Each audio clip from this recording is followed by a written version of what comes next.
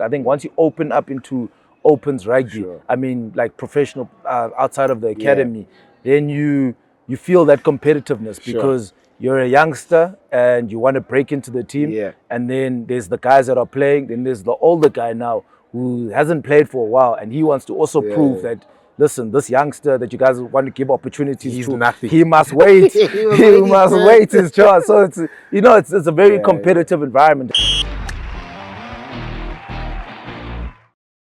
Hello and welcome to yet another episode of the All Rounders podcast. We are coming to you live from Loftus Versfeld, the home of the Vodacom Bulls and the Isuzu Bulls Daisies. I must not forget this thing because Tando Manana is going to come down on me like a ton of bricks if I do not mention Isuzu Bulls Daisies. Today we've got somebody that has come through the ranks of South African rugby for a number of years now, born in East London, swapped the black and white hoops of Selborne College to the blue and white hoops of St. Andrews. I'm not sure if that was the wise decision, but he'll tell us why he did that. He went through the Kings Academy, Southern Kings, Cheetahs, Griquas. He's played for the Bulls. He's gone to Glasgow in Scotland, and he's back now at the Bulls. I don't know if I've missed something. I don't think I've missed something. His name is Sintu Manjezi, ladies and gentlemen. Thanks, man. Thank you. That's really nice. Yeah, thank you. It's all right, ne? Yeah, did well. Yeah, you did a job. You did a job. You did a job. Selborne to St. Andrews. Please tell me why. Yeah, I think that was more my parents. I'll tell you why I asked this question. Because I went to Graham College and I've always got a gripe with. Oh, okay. Now that makes sense. No. So my dad's a magistrate. He was working in a lot of the Epish or all the small courts that side. And then Umama's a nurse. So at the time, she's working with the South African National Blood Service through in PE and Joburg and all. So they were moving a lot. So I always knew like aftercare I'd be the last kid picked up or there'd be missions to whatever. And I think they were just obviously now you don't want to put a kid through that frustration, and stuff like that. So they sent me to boarding school in grade 4, which is very young. Which is very young. Grade 4. Yeah. I remember the first day my mom dropped me off. I was just like, no, I don't want to go here. I'm not happy. I think I faked that I was sick or whatever. But now after my first year, I think I settled in quite nicely, and it just became Makanda's a great town, though. Anyway. Yeah, it is. It is a great town. I think it's a great good schools there. Great people. Great people. Nice small town. I mean, you've just mentioned. Yeah, so it's a great town. A great town. Yeah. Tell me about St. Andrews. I mean, because that's for me. I obviously look at St. Andrews from the outside, being this like wonderful school. Playing on lower. It's nice. Yes. How was the St. Andrews experience for you?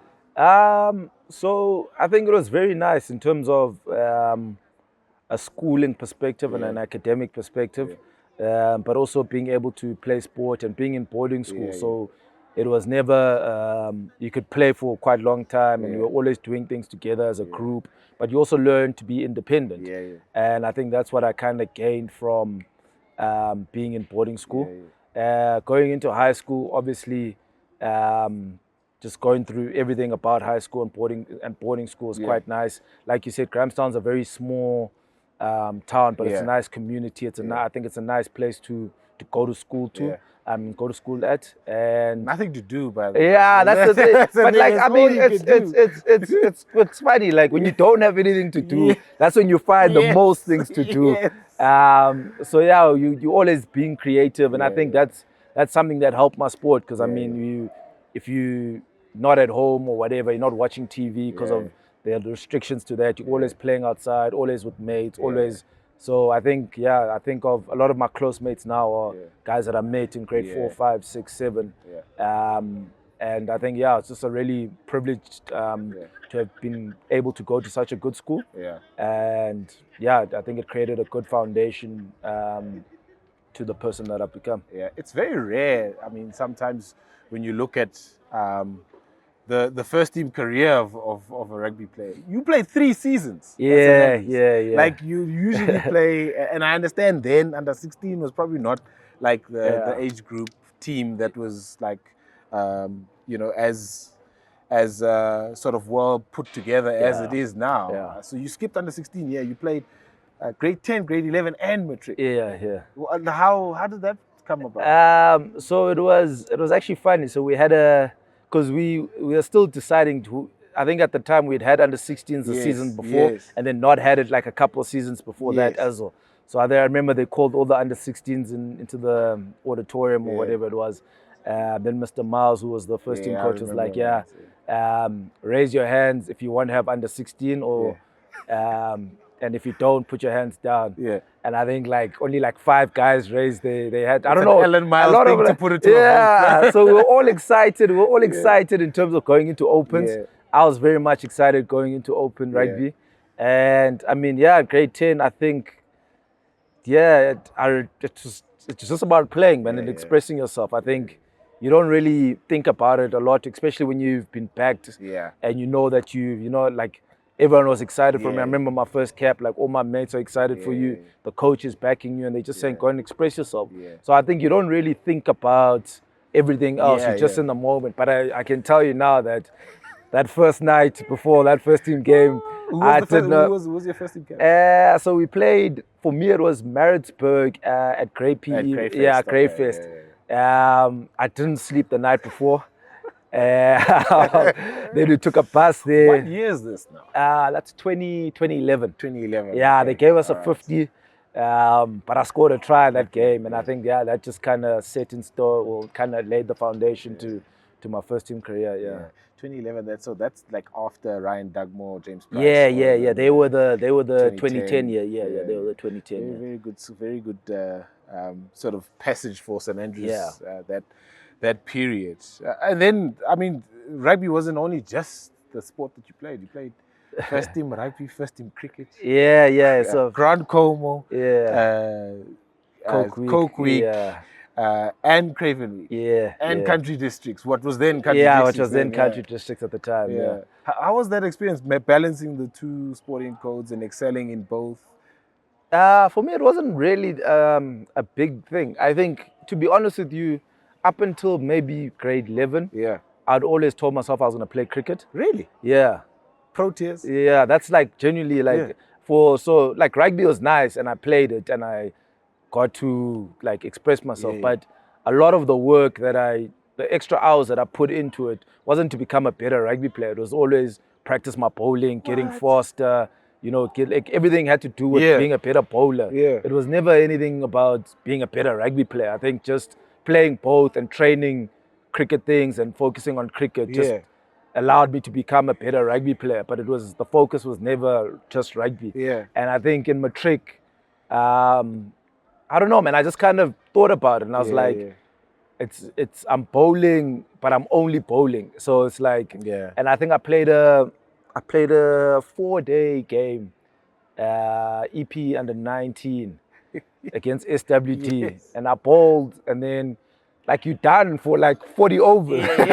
You know what I mean? Then I'm done for 40 overs, and then I bowl again, and then I'm done for like another 30 overs, and then I was like, nah, man, it's nice, and it's like been a passion of mine for a long time, but I enjoy being engaged in rugby for 80 minutes the whole time. My role is bigger in rugby than it is in cricket. I think if I could bat just a little bit more, I probably would have gone into cricket. But just being a bowler, it was not. What was the defining thing then for you to say rugby is going to be the path? It was just that. I just felt like I didn't contribute enough outside of just being a bowler. I get you. I wish I could have batted a little bit more, but like it's funny because in grade 7, I was opening the batting, opening the bowling. And then we got into grade 8, and then I was number 10, or I was like number 10 or 11. And then by grade 8, I was number 10 or 11. By grade 10, I was just bowling. Like I'd hardly take my pads and stuff. So it was like the batting aspect just went away completely. If I had batted more, I think I probably would have played cricket. But the deciding factor was rugby. Also, like, you know how it is. It's the derby days, the rugby, the vibe, everything is like very much rugby. When cricket, it's just you as parents. You know what I mean? It's very so rugby, derby days, everything about rugby, the excitement about rugby. So I think it's quite an easy draw to get someone to play. A packed out Lower or packed out City Lords or packed out Somerset. Everything is just like the atmosphere. The atmosphere about rugby and schoolboy rugby in South Africa is very, very strong. So it's kind of an easy draw to start playing rugby. Who fought for you, over you the most? The first team rugby coach or first team cricket coach? Or was it like, look, it's summertime now, you play cricket? Yeah, it was more of a summertime and a winter time, I think. But the cricket coach, Carl Bradfield, he put like a lot of emphasis on. You know, he's at Graham College now. Yeah. So in my third term, we did a lot of, it was cricket, but also athletics. You know, there's that period for athletics. So that's when I used to do a lot of like bowling stuff. So he fought for me to do a lot of cricket stuff like that. I think the rugby just kind of naturally came. And I mean, the atmosphere, everything about being at Lower and obviously playing in big derbies. And it's just it's a natural draw and a natural thing that I just wanted to explore. Yeah. Outside of school, and you played these 3 seasons, I mean, how many caps was that thing? I don't know. Actually, that's a lot. I don't know. My mom has the stat sheet. Because they have that yearbook, man, where they put everything in, and she has it, and she like always used to remind me, Mdanam, you play. Look at this, whatever. 50. I don't know how many caps I got. 50 or 60 caps. I don't know how many it was. Just over 50. Yeah, probably just over 50. Got a lot of cricket caps as well. So, so played a lot. Yeah. After school, I mean, you had possibilities of doing both, either cricket or rugby. Obviously, the rugby was the one that won in the end. Signing for the Kings and continuing in the province. What was the deal for you then to stay in the province? Because if I'm correct, there were other opportunities outside of the province. And you decided to go Southern Kings Academy. So that was a combination of my parents saying you're gonna study. Okay. So mom was like, hey, lento ya rugby boy, let's joga pa asibabona bethu. So one uzawufunda and 2 you can keep enjoying your rugby, but as long as ufunda. So I think a lot of the other unions were kind of closed up to that. Sure. And I think Robbie Kempton at the time really put in a good offer. So it wasn't like I was losing anything. Yeah. But I mean, after first year, when you join Vodacom Cup, it goes from being rugby in the morning and in the afternoon to 8 o'clock to 3 o'clock. So then you're in there with the seniors, and then it's, now you have to go to night classes, and it's tough. It's tough. It's tough. But I think like my parents, once I started playing, I think it was Currie Cup qualifiers or something like that at the time, and I played Super Rugby. Then it was like, hey, my Kismiye, let them enjoy the rugby, take the pressure off the studies. But for a long time, it was always like, hello, my mom would call me, hello, Mdanam, Sinjani Skolo. Before like, how am I doing or anything like that. Hello, Mdanam, Sinjani Skolo. And I'm just like, yo, mama, like I just played a rugby match. Ask me about that. Yeah, I didn't body let TV. You'd ask me about that, but it's there, straight up, hello, Mdanam, Sinjani Skolo. So I think, but it's like I said, it's instilled a very good mentality in me, because I'm completing my economics degree now at UNISA. And I think if my mom and my dad had never hammered in that academic, make sure you've got a plan B, even though sometimes they're like, my mom was even like, even if you do like 1 or 2 modules or whatever, just do something so you can finish it. So I think I'm grateful for them just keeping that and keep driving that. So How much has that helped you in your general rugby career? Because I mean, I hear you speak about your parents quite a lot. Like, how much support have they given you just in general, and not just pushing you towards the educational route, but also in your career? Because you had to make a lot of decisions. So I think when I left, like my brother's always been this. Like he would work from Joburg, he'd come to games wherever. And I think when I moved from PE to Kimberley, he came down with me. We drove up together. He stayed like a couple of days in Kimberley because they're like, yo, he's going northwest. My kid, like, what is happening? Like, you know what I mean? And it's just like, hey, this rugby thing is taking him like Kimberley out of all places. So like, yeah, that family support's important because, like I say, like a rugby career is not really exponential.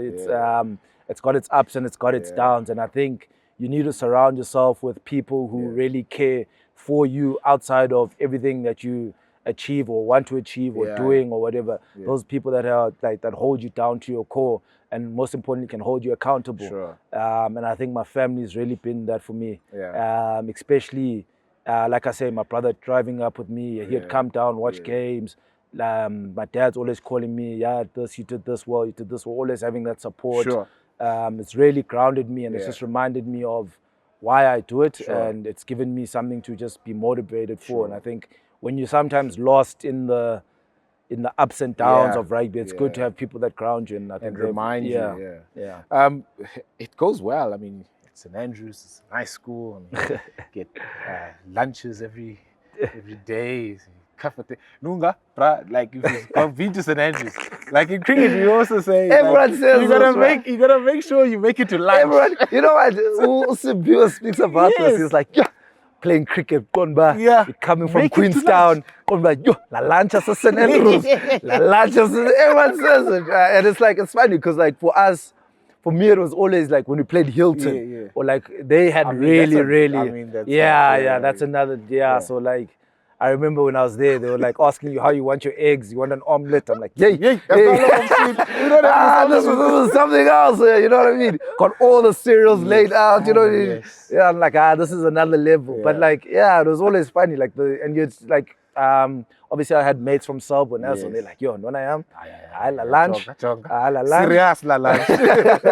You get through St. Andrews, you go to the Kings. Like this whole period of, sort of from grade 10 to about maybe your second or your third year in PE. It's sort of going okay. I mean, you're playing Super Rugby. Which I think back then was a massive thing. Yes. You're coming straight out of school and you're playing in a premier competition, an international competition like the Super Rugby. You've got all the best players in the world. It kind of tanks because now the Kings get booted out of Super Rugby. How was that then, like that first sort of disappointing era where you didn't know what was going to happen to your rugby career? So I was mainly playing, I think it was Currie Cup qualifiers, and then I came into the Super Rugby the last 2 games of the season. But I'd come in like maybe 4 weeks before I'd played those 2 games. And then obviously the financial issues, there were rumors about that. Then I'm thinking, flip, like it's obviously all the Super Rugby guys are getting poached from there. Then it's the base guys underneath that haven't been playing week in, week out in Super Rugby. What do you do? So it was generally like a gamble. Like it was, listen, I'm gonna go to Kimberley and I'm gonna see what happens, but I'm gonna throw everything I can at it. And it was just a decision of that, honestly. I just weighed up all the options. Maybe should I stay and see what happens? But it's hard because you want surety, and that's your job. It's become your job. So you rely on the financial side of it, and you've got your own bills that you've started to pick up now and stuff like that. So I think it was just more about, let me give this rugby thing a proper go. I think I signed like a year and a half, and I was like, if it doesn't work out from there, then I'll always just go back to studying and finishing off my degree. But fortunately, it kind of worked out quite nicely from there. Did you think like with that, I'm giving myself a year and a half. If I span away, that's it. That's my career done. Did you think like that, or like? I don't think you really like. You don't really. You think like that, but you also don't really think like that. I think it's in the decision-making process that you like flip. It's a year and a half, and you don't really want to be in this like mixed zone of just traveling and not really having a plan B. Because it's easy to think that you're gonna play rugby for a long time and set yourself up and not have a plan B. So for me, it was, listen, go make this thing work. Otherwise, like, you can go study and make that work. So it wasn't it's a be all and end all, but it was like a thing of, in China, make sure it works because I enjoy being a rugby player. Put in the effort. How was Kimberley? It's very boring. I've been to Kimberley. Hey man, it's you see the big hole once and you've seen the whole of Kimberley. I stayed in Kimberley for a week. We did Grand Como, I think about 2 or 3 years ago now. Yeah. Kimberley had hosted Grand Como week. Ah man. Yeah. Outside of a hotel, kuchusanyama pa. Yeah. Pelele pa. Yeah, pelele, like genuinely there's not like much. Like back in Makanda. Yeah, there's like, I think it's, you know what helps in those kind of situations is if you're playing a lot. Sure. And I had the benefit of playing a lot. So like when you're playing a lot, you get to obviously travel away as well. But you also like then like a lot of things don't bother you as a rugby player when you're playing a lot. It's when you're not playing a lot that like now I'm stuck here. Now I don't have anything to do in the weekends. Like then all those kind of things come into play. So I think for me, I had the benefit of playing a lot at the time. And I think obviously being focused on, listen, I'm here to do a job and I better make sure that I can do my job. So that I can obviously progress in my career, not to make like Krikwas as like a small unit. Obviously, it's a prestigious unit that's been around for a long time. But I wanted to go into either Super Rugby or go into Pro 14 teams at the time. And that was the goal. How much did it help you then, being in Bloemfontein? In Bloemfontein or Kimberley? In Kimberley, I think it helped me because it was really a time in my life where, like, I think you when you've got when you're a talented rugby player or a talented individual, it's easy to rely on your talent. And I think for the first time in my career, it had to be more than just talent. It had to be discipline in terms of, am I gymming? Am I conditioned enough? Am I eating right? Am I doing all these things? So it was more than just the high school of, hey, gents, we're going to go play lower this weekend again. It had to be really hard work. And you're a professional and yes, I had to start developing into becoming a professional and doing things professionally. And sometimes it's hard because you'll work 3 months and nothing might happen, or you know what I mean, or you might work a week and something happens. So you just got to stick to your processes, and I think that's what I started to develop at the time. Bloemfontein comes knocking, cheaters. That gives you sort of a way back into an international competition. They're playing what, Pro 14? Yeah, they were playing Pro 14 at the time, yes. So I was fortunate. I think it's funny because we speak about it at this union here at the Bulls. But like when you're there in Krikwas and you know Cheetahs is your derby game. It's your game where, hey, I want to be where that guy is. That's how it is. And as Krikwas, when you used to come to Bulls, you're like, hey, if there's a game where I have to perform, it's against the Bulls. So those are the games I remember, and that's the mentality that they have, is that you have to come in and you have to dominate those games because you want to make a step up in your career. And I think I'd played a very good game against the Cheetahs, and then I was fortunate enough to join the Pro 14 team that side. And it generally felt like another level up. The tempo of the training sessions, everything just felt like another level up. But it was a very nice team environment. I think we had a lot of Franco Smith was coaching at the time, so we had a lot of young guys that were roughly the same age, and so it was really good time. That's funny though, because like when you mentioned this, like those big derbies, like I imagine like Griquas Park being really packed for a Cheetahs game, and then Toyota Stadium being really packed for a Griquas game, and then that's where you sort of want to test yourself against some of the best players in the country. La mentality, was it something that you had to learn to be like extremely competitive now? Like I'm in a competitive environment.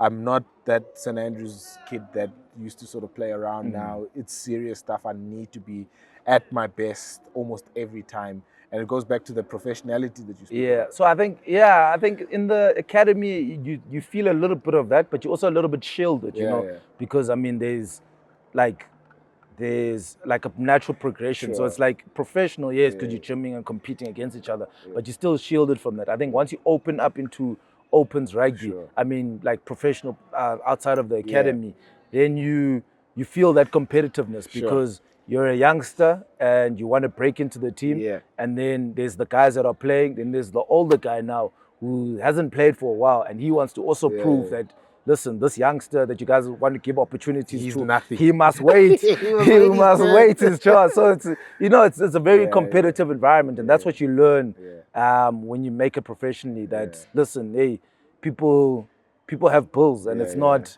it's a bit like It's hard. It's not about the smiles. Yeah, it's not about the smiles anymore. It's about the Bulls. You know what I mean? Yeah. And I mean, you do enjoy when getting to play, but I mean, people have responsibilities, and it's a job, and you want to be the best at your job, and you want to be the one that's picked, and it's more about that than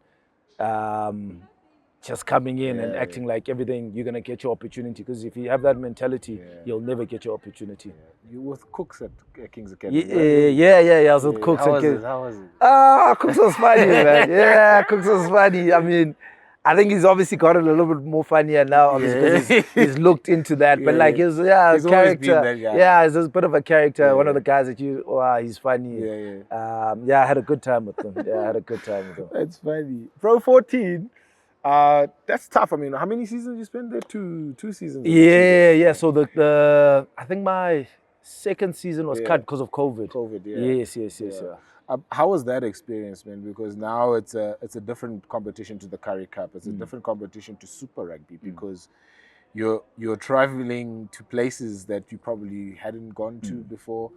The temperature is a lot worse than what you would expect here in South Africa. How was the transition from playing Currie Cup to Super Rugby and then going to Pro 14? Yeah, I think obviously the way Super Rugby is, it's open running rugby and stuff like that. I think once you go into, I remember we were in Connacht, I think. Yeah. Cold. So it's like the racetrack there in Galway. It's the racetrack. The wind comes from the one side, the rain's horizontal into your face, and you're just like, why do they pick rugby, bro? Like, why do they pick rugby, bro? Out of all the sports you can do, why do they pick rugby? So it's like you learn to play in those elements. You learn to play in that environment. You learn mentally you have to be up for it. Otherwise, you will not be able to perform. And then it's funny, like you go from summer here and you go into minus 35 degrees. Yeah, so and then you go to Galway. Yeah, you go. It's like -2, -3, and it's casual for them. Like their kids are playing around in the, you know what I mean? It's just how it is. You know what I mean? So it's like, it's a completely different environment. But one I really enjoyed. Like I said to you, we had, I think, Joseph Ox, Junior, Abongile, Rabs, like a lot of young guys, similar age, coming up and playing together. And it made it really nice. I think the team cohesion and everything about the Cheetahs at that time. Like we always speak about it. Like a few of our fondest memories was playing at the Cheetahs, just because of the environment and what it was to a lot of us at the time. And the backing from a coach. Like I think obviously Franco, like the way he plays, he coaches. It's very much. I mean, it's hard because you run a lot, but it's an expressive kind of rugby. It's give the ball a kind of play within the hands. The forwards are involved in a lot of the attack, so it's very expressive. And I think if you get the opportunity to play under that, it's really good. That Cheetahs period was also, you know, it's sort of like when you look at your career, just as about you're getting started, something sort of happens to these teams. Maybe you're the better one. I don't know. Maybe no. I'm joking. How difficult was that then also to find out like the Cheetahs are not going to be forming part of, you know? Yeah, so I think for me it was weird because we went into COVID first. And then the announcements came that Cheetahs were going to be out. So I think once I'd gone into COVID and the season was done, I'd already signed to the Bulls. So I was kind of like safe in terms of I knew what was going to happen. But I mean, the uncertainty that it gives obviously is never a nice thing. And I remember speaking to guys there, like not knowing what competition they're going to play in, where they're going to play rugby in. It's tough. I mean, it's just part of what had happened at the time. First stint at the Bulls. How was that? Because that was, I mean, just after COVID. So now you're playing. I think we started with Super Rugby Unlocked, I think, and then we went into Currie Cup. Currie Cup, and then what is it now? URC? Yes, URC. URC. So it was really nice. I think for me, I came in with Jake White, so obviously he had backed me a lot at the time. So I was playing a lot in Super Rugby, the Unlocked, and then the Currie Cup, and we were able to win that. And then, unfortunately, in the Currie Cup final, I did my ACL. And then I was out for A 9 long months. time, yeah. 9 months. So that was a tough period for me. First long-term injury that I've had.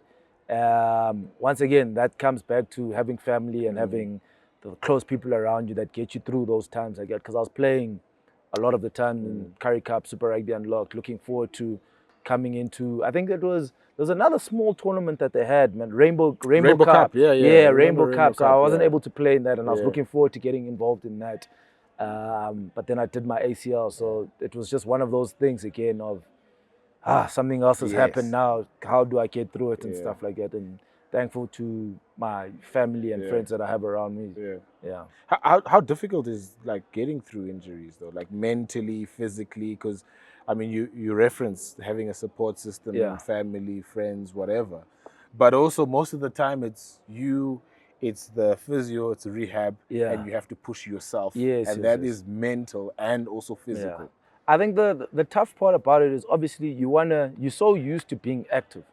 And you're so used to being involved with the team and everything else. So like getting into rehab, especially for a long time, you're kind of removed from that. So like you're saying, it's you, the physio, and it's about getting through that. So it is tough mentally. But I think it's once you start progressing, and I think they're very good at that, like physios, in terms of showing you like progression and showing you that you're getting better. And I think once you start seeing progression, you also buy into I'm getting better, I'm healing, and I'm gonna come back better than what I was before. So I think it's more about that than kind of sticking in the I'm missing out or I could be doing this or I should be playing here and all that kind of stuff. If you focus on just progressing from a self point of view, and coming back better than what you were before, and I think that's what long-term injuries give you. Because I was in the gym a lot because ACL, my legs like this, and I'm only doing upper body. I saw you in the B field with Lizo Koboka the one time. I think you were both doing rehab stuff after that time. You guys were running. These guys were struggling. Like they were struggling. And I mean, that's hard. Because like an ACL injury, I think you don't run for the first 4 months of it. So, but the thing is, I'm still eating like I'm running. So you're picking up a little bit of weight as well. So coming back and running is tough. It's tough. It's tough. But hey, man, it's part of the job. I guess. And then, I mean, there's so many other things that have happened, but I think probably the best thing that probably would have happened in your career is getting an opportunity to go to Scotland, play a little bit of rugby for the Glasgow Warriors. How was that experience? Because I asked this because not a lot of Black South Africans get to go overseas and play for other for other franchises. I think our mentality is always about trying to make it here within the South African borders, and I've seen now guys are open to it a lot more. I've seen Makazole now gone had a sabbatical in Japan. What was the decision for you to go, I'm going to go to Scotland and I'm going to live there for 2 years? So I was also stuck in that mentality. So I had before I came to the Bulls, I'd had a opportunity to go overseas. And I was like, and I mean, it's the Bulls. So it's like what you grew up watching on TV as a youngster. So when it came the second time, I was like, no, let me go and explore this. Let me go see what it's about. And let me go, like I said, let me go and explore that. And I think I got there with the right mentality. It's from a living point of view. Very nice, like very like coffee shops and very like close knit and stuff like that. You get traveling's quite easy going to, for example, if you want to go to Spain or France or wherever you want to go. Just hop on a train. Just hop on a train or like a flight is quite cheap relative to a flight to, I think, to London from Glasgow is about 15, 20, 25 pounds. Which is how much in South African rand? Which is about like 1,000 rand, 1,000 rand, 1,500 rand.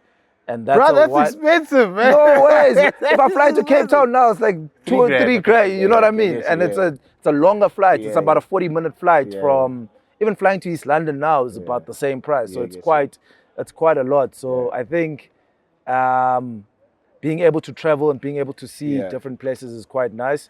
I'm a massive Arsenal supporter, so I got to go watch. So I got to go watch the Gunners. Best experience of my life. This interview has just gone bad. It's gone bad very quickly. So yeah, man, I got to go experience quite a lot of things. I mean, I had a lot of friends in London as well. Got to go see that. But I think it was difficult, like I explained to you before the interview. You do miss your family. I went there by myself, so I missed not having someone to relate to you in like learning and experiencing all of this. But I think, like I said, the people that side are good people. I think, would I do it again? Yes, I'd do it again. And I'd always advise someone to go and do it. So it was a really good experience for me. And it was learning, and I learned a lot. I learned a lot about myself, and which is the most important thing. I think it's always good to throw yourself out into new opportunities. And I think when I looked at it from my whole life, I think going to boarding school in grade 4, going to Krikwas, I've always been able. Can it be? You know what I mean? Like I've always been someone that just is able to put myself into a different environment. So I think it's, once again, I learned and I developed as a person, and I think that's always beneficial. How are the winters? How are the winters? I spoke to my dad. I was like, Dad, for 2 weeks it's been, the coldest is -8. The hottest is the hottest. The warmest is -2. And I'm like, he's like, don't I am? Do they ever come to see you? No. But my brother did. So my brother, he came through because his company does a lot of traveling and stuff like that. So he was able to travel through. So he spent, I think, 2 weeks with me. And like I said, I had a lot of friends from in London. So I got to see a lot of friends from London. So yeah, it was really, from that point of view, it was nice having people close to you. But you miss, like, hey man, you miss. I think we don't realize how nice South Africa is until you leave South Africa. And I mean, they'll tell you there that it's nice and safety and all of this, but home is home at the end of the day. And this place, as South Africa, is a really nice place to live in. We've got nice weather, nice people. But like I say, I always tell, like when someone always asks me about it, I'm like, listen, this was my experience. And I always say, you must go and experience it for yourself. It might be different for you. Not even that it might be different for you, that it was bad for me. It's that I think it's something that you always want to experience. And I think I look at my career in terms of, will I ever had another opportunity to go do what I love overseas again? Hopefully I do, but take the ones that come in front of you and go and explore that and go learn about yourself like that. Technically, I mean, lock is a very technical position, as a lot of other positions in rugby. But when you play lock, it's a lot more technical in terms of the set pieces. So lineouts are so important. Scrums being effective there. Breakdowns are so important to be able to be effective there. From your experience in the Pro 14 with the Cheetahs, and then going into the URC and playing a lot more overseas, how much did it help from a technical point of view for your game? I think it helped in terms of understanding how the conditions are. And having played in them in like small amounts. But it's fun, like we always say, like, being from like a South African team and traveling there for a couple of weeks is not the same as like living in that environment. Because when you hear, you go across and, for example, week in Glasgow, week in Edinburgh, week in Dublin, and it's different in terms of your experience wise, but also like it's like completely different environment. But when you live there, it's a whole different thing, because now you're not a tourist. You actually, this is Tihlala Apa. So I think that adjustment in itself, but also I think being able to come in and out helped me just understand like how and what they expect from and what you need to do in wet conditions. But also it's funny, like they don't like go into a shell in wet conditions. So you have to learn to be able to still play expressive rugby in wet conditions, because it's only if it rains like really, really heavy do they go tight. But normally they move the ball, and they got pretty good hands in wet conditions. So, it's like I said, the set piece is very important because I mean, set piece is everything. You want to get it playing in the right areas, and just being effective in your role. So I think contacts become a lot heavier and become more important. And the game's a little bit tighter in terms of that. So they use the forwards a lot more. So it becomes a little bit tighter in terms of that. But to highlight something, set piece is definitely important, and the contact area is definitely important. The decision to come back then, like, I mean, South Africa's Khumbula ekhaya. Zange ngifike eQuantum. Zange ngifike eQuantum. Khumbula ekhaya. No, I think it's just like, I think Glasgow and Scotland Rugby has gone through a thing of where they just want to produce more Scottish players and stuff like that. So I just done my time there, and I would have liked to have stayed there, but obviously coming back to the Bulls, something that I'm familiar with, was something that I wanted to do. So it was a very easy decision for me. It's not like I had to think about, oh, how's it gonna be like or whatever. Maybe like like different people I was coaching and stuff like that, in terms of assistant coach. But it was still Jake, still Pretoria, still understood everything. So it wasn't a hard decision at all. And how did you find it, like coming back and trying to reintegrate to how South African rugby is played from a Bulls point of view? Yeah, I think the tempo, at Glasgow we had a very good tempo, but obviously, playing tempo when it's hot is different to playing tempo when it's cold. So, and at altitude. So just getting used to that, finding my feet. I think I played a lot in the Currie Cup when I got here. Then I was a little bit involved in the URC. Then I got an ankle injury, and then I did my pick. So once again, dealing with the injuries and stuff like that.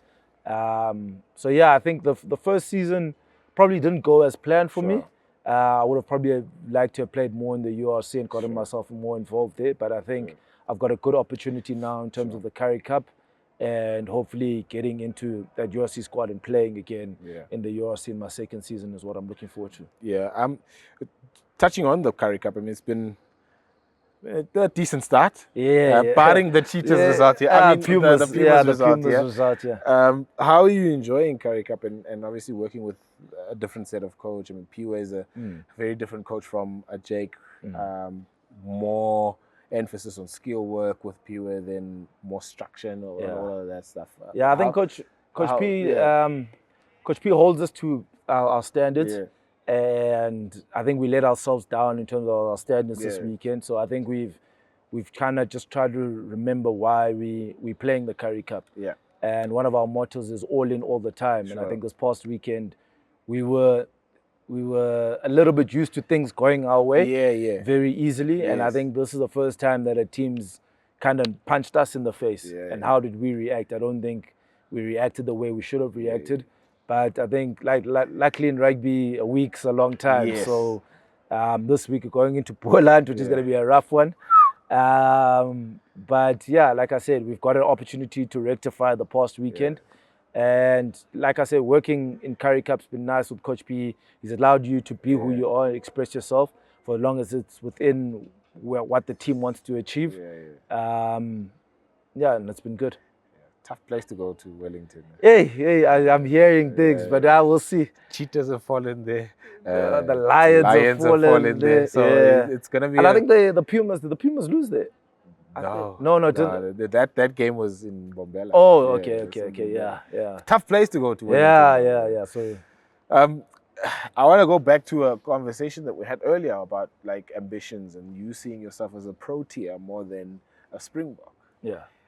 Have those sort of dreams, now that you've played a lot of rugby, your career is rugby, have those ever shifted to say, maybe one day I want to be a Springbok? I've been asked this so many times. I don't think it will ever go away, man. I think it's like you dream of playing rugby as a kid, and when you dream about it, you dream of being in a Springbok jersey. So being fortunate enough to do what you love is nice, but obviously what would really make you happy is getting to that ultimate level. So I don't think the dreams died. I've always wanted to, but I also think it's hard to explain. Like I'm more realistic about it. I get you, but I'm very much always like, I wouldn't. You're not foregoing the Yeah, dream, I'm not. I don't think it's not gonna happen. Yeah. I mean, it's hard. I think as an athlete and being naturally competitive, you always believe in yourself and believe that you can achieve the most. And I think that's how you are competitive. That's how you stay competitive. You believe in yourself. And you push yourself and you think of yourself in a very good way and at the best level, and that's where you see yourself at. So I think for me, if I continue to chase that, and if it fortunately happens, it happens.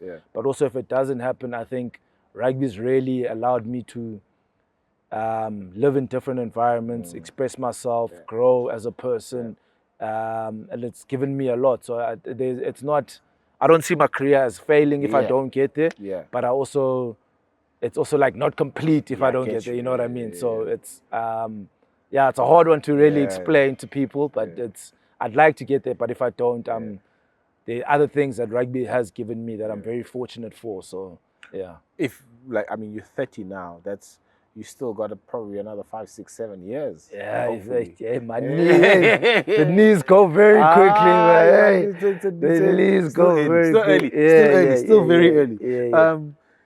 At the completion of your career, what would you take out of rugby?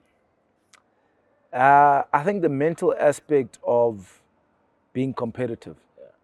I think we underestimate how, like I speak to my brother about this, like I think you guys as an athlete, you underestimate how hard you always got to be on it, and you're always being judged and you're always being pushed. And I think in corporate, it's not really, I mean, people compete, but it's not really. You can afford to have an off day. Yes, and it's very like, this guy's in my position. He's doing this, I should be doing this. He's doing this, I should be, you know what I mean? Where in corporate, it's not really like that. So I think that competitive aspect from it, and then just that mental toughness that you have to have in the ups and the downs is something that I'll definitely take.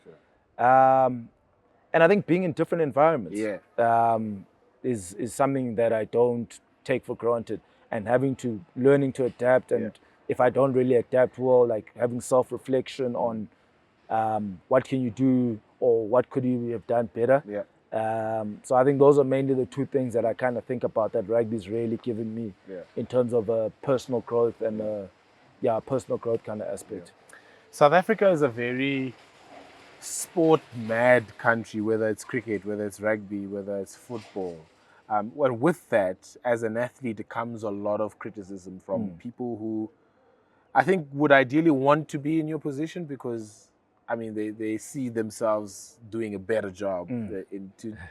To put it in relative terms, how does Sintu Manjezi deal with criticism from outside? Does he look at that? How's your social media game? Do you spend a lot of time looking at what are people saying on social media? Have I played well? Have I not played well? In terms of the social media, well, not really, man. I mean, I read it because it, you know, like if someone says you don't play well, then it's like, fuck, come on. But I think it's if you play into that a lot, you can get lost in that because they'll hype you up very quickly, as quick as they'll be able to drop you down, and you'll never stick to your processes if you focused on external voices and stuff like that. So for me, it's mainly been about, I think I've become my harshest critic, and I've also learned to praise myself very well without needing praise from anyone else. So I think that's how I kind of deal with it, is that no one really criticizes me the way I criticize myself. Like I know when I've let myself down, and for as long as I'm my harshest critic and I praise myself the most, then no matter what you say outside of that, doesn't really bother me in terms of my processes and sticking to my standards. Short-term, medium-term, long-term goals for Sintu? Oh, damn. Short-term goal, win the Currie Cup. Okay. Medium-term goal, what's a medium-term goal? Next, about a year? Yeah, that's 6 to a year, 6 months to a year. What's that? Definitely be involved in URC as much as I can, and I'd like to win URC at the Bulls. Long-term goal is health, man. Long-term goals health. I think in the sport, if you're healthy, you've always given yourself an opportunity to be involved. And I think, I pray that I continuously stay healthy long term. And I think if I'm staying healthy, I give my best, or I can be competitive, and I give I give myself the best opportunity to be involved in the team. Final question. I mean, it's an environment at the Bulls that you have grown used to now. I mean, a year back since your time overseas. Some of the players that you've played with, I mean, you mentioned Junior. He's also had a pretty rough time in terms of not playing for an extended period of time, and now finding his way back into professional rugby. Advice to youngsters coming through?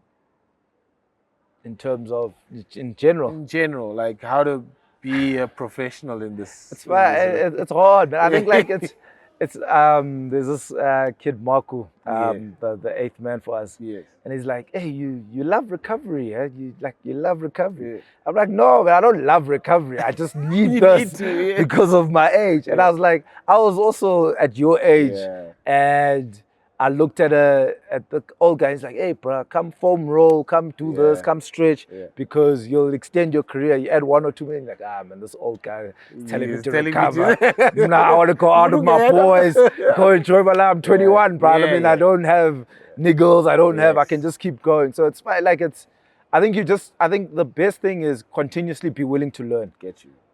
Continuously be willing to learn. Never think that you're bigger than the game, because if you'll eventually find out, you know what I mean? It will eventually catch up to you. And I think if you continuously be willing to learn and take in criticism and advice, especially from people that have influence, like your coaches or whoever you lean on for senior that. Players. If you take on that, then you'll have a very good career.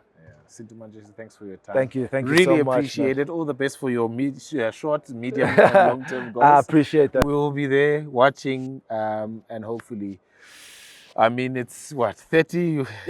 We are giving you 6 years to make the box. Giving me 6 years. It's a realistic target. We can have another conversation here, and things have gone the way that I want them to go. Yeah, absolutely. Pleasure for your time. Thank you for having me. Sure. Like, subscribe, please, and comment on all the videos that we've had. We're on site now at Loftus. You are the star of the show, my man. You mustn't cut that out. We can't cut that out. But yeah, as I was saying, like, subscribe, comment, and of course, we'll have more people sitting in this very chair that Sintu Manjezi is sitting on. Lovely Loftus location, and hopefully we'll be at more locations as we progress. About 2.5 years into this podcast now. It's grown nicely, but it's all because of your likes and your shares and your comments and your subscriptions. So please continue to do that. And we'll catch you on the next episode of the All Rounders podcast. Thank you very much.